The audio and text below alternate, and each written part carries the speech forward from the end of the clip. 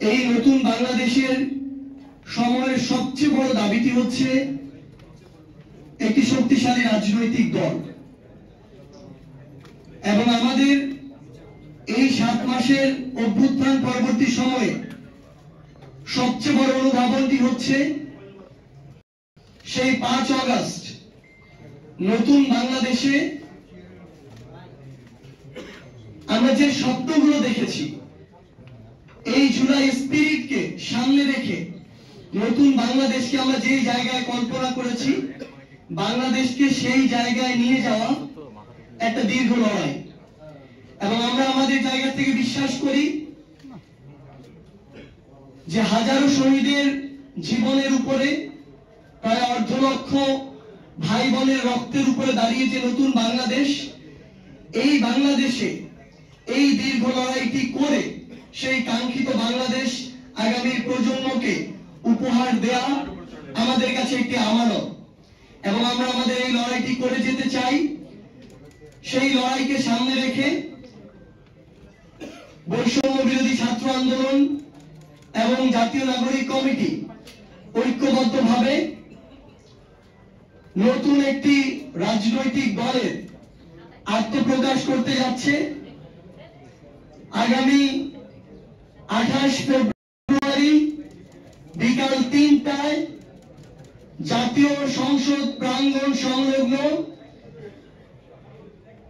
মানিক মিয়া এভিনিউতে আমরা আমাদের এই নতুন রাজনৈতিক দলের আত্মপ্রকাশ করতে যাচ্ছি।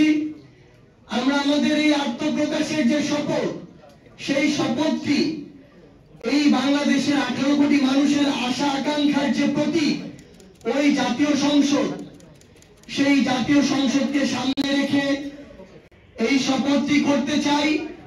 কারণ বিগত যুগের পর যুগ ধরে ওই জাতীয় সংসদটিকে এই দেশের মানুষের আশা আকাঙ্ক্ষা বাস্তবায়নের ক্ষেত্র না বানিয়ে বরং ব্যক্তিগত, গোষ্ঠীগত, দলীয় স্বার্থ উদ্ধারের, ব্যক্তিগত, গোষ্ঠীগত, দলীয় পলিসি মেকিং এর জায়গা বানিয়ে রাখা হয়েছিল। যেখানে জাতির আশা আকাঙ্ক্ষার প্রতিফলন হওয়ার কথা, সেই জায়গাটিকে স্বৈরাচারের উৎপাদন ক্ষেত্র বানিয়ে রাখা হয়েছিল। তাই আমরা বাংলাদেশের ছাত্র জনতাকে সামনে রেখে, ওই জাতীয় সংসদকে সামনে রেখে আগামী বাংলাদেশের নতুন যে রাজনৈতিক দলটি হতে যাচ্ছে, সেই রাজনৈতিক দলের আত্মপ্রকাশ করতে যাচ্ছি।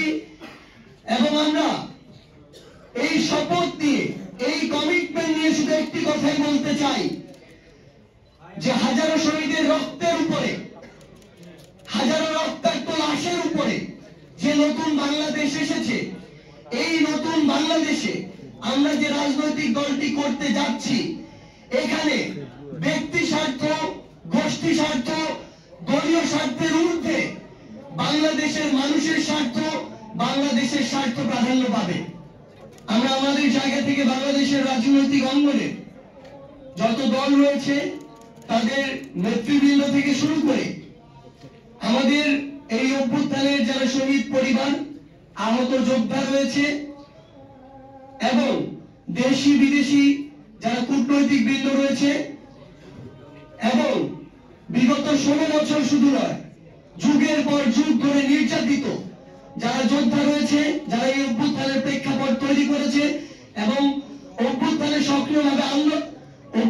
এই আন্দোলনে সক্রিয়ভাবে অংশগ্রহণ করেছে, সকল ছাত্র জনতা এবং আমাদের যে প্রবাসী ভাইরা এই অভ্যুত্থানে অন্যতম গুরুত্বপূর্ণ ভূমিকা পালন করেছে, তাদের প্রতিনিধি থেকে শুরু করে বাংলাদেশের সকল অংশীদারিত্ব, আমাদের যত জাতিগোষ্ঠী রয়েছে, বিভিন্ন ধর্মীয় থেকে শুরু করে আমাদের ক্ষুদ্র নৃগোষ্ঠী থেকে শুরু করে যারাই রয়েছে, সকলের সেখানে অংশগ্রহণ থাকবে। এবং আমরা বিশ্বাস করি সেই 28 ফেব্রুয়ারি 2025 বাংলাদেশের ইতিহাসে নব দিগন্ত উন্মোচনের আরেকটি অধ্যায় হতে যাচ্ছে, আরেকটি সাক্ষী হতে যাচ্ছে। ধন্যবাদ।